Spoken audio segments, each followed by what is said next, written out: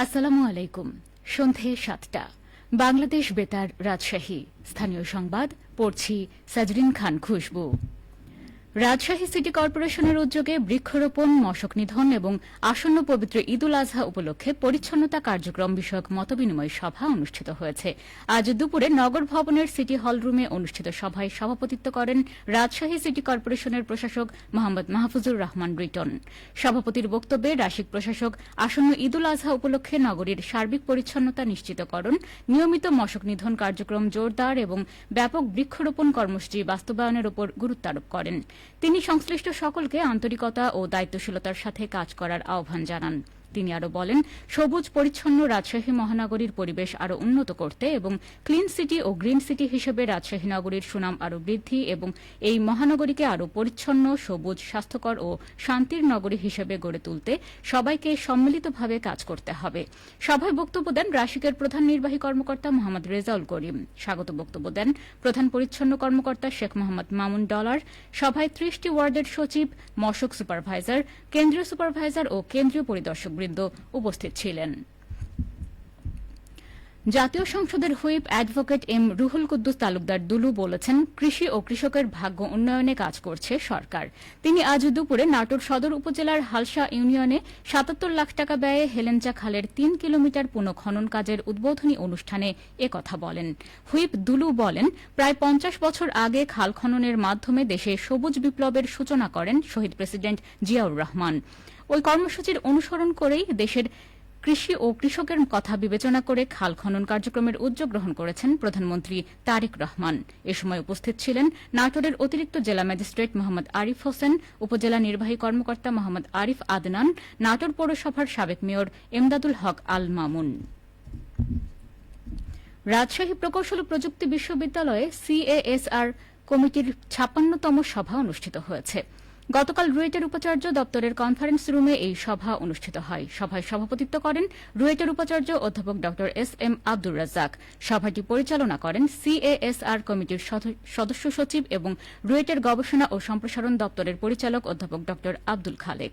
সভায় MSc engineering, MPhil ও পিএইচডির শিক্ষার্থীদের supervisor নিয়োগ ও পরিবর্তন সহ একাডেমিক শিক্ষার মান উন্নয়নে বিস্তারিত আলোচনা এবং সংশ্লিষ্ট বিষয়ে সিদ্ধান্ত গ্রহণ করা হয়।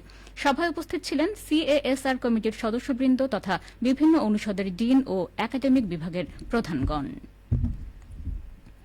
পাবনায় ডেঙ্গু প্রতিরোধে জনসচেতনতামূলক র্যালি, লিফলেট বিতরণ ও পরিচ্ছন্নতা অভিযানের উদ্বোধন করা হয়েছে।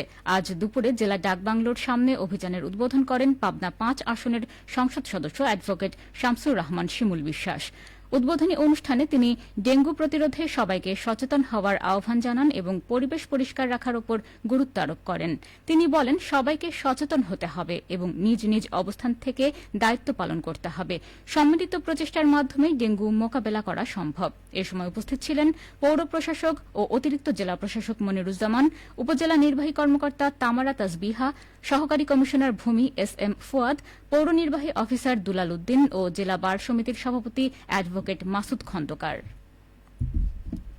নওগাঁ সদর উপজেলার মুক্তিযোদ্ধাদের নিয়ে ঈদ পুনর্মিলনী অনুষ্ঠিত হয়েছে।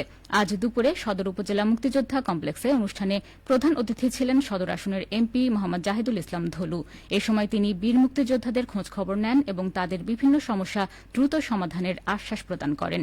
নওগাঁ সদর উপজেলা কমান্ডার এএফএম নুরুজ্জামান নান্টু এর সভাপতিত্বে অনুষ্ঠানে উপজেলা ইউনিট কমান্ডার ও deputy commander Abdul Majid, Shikarpur union মুক্তিযোদ্ধা কমান্ডার আব্দুর রশিদ বক্তব্য প্রদান করেন।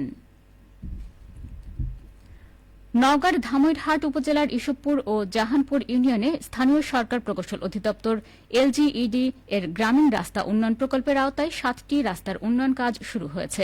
আজ দুপুরে প্রকল্পের উদ্বোধন করেন স্থানীয় সংসদ সদস্য ইঞ্জিনিয়ার এনামুল হক। উপজেলা প্রকৌশল দপ্তর সূত্রে জানা গেছে, এই প্রকল্পের আওতায় প্রায় ৯ কিলোমিটার অংশে উন্নয়ন কাজ করা হবে। এতে ব্যয় ধরা হয়েছে ১০,১৪,১৭৬ টাকা। ভিত্তিপ্রস্তর স্থাপনকালে ধামইরহাট উপজেলা সহকারী কমিশনার ভূমি সাজ্জাদ পারভেজ, এলজিইডি প্রকৌশলী আব্দুল হাকিম উপস্থিত ছিলেন।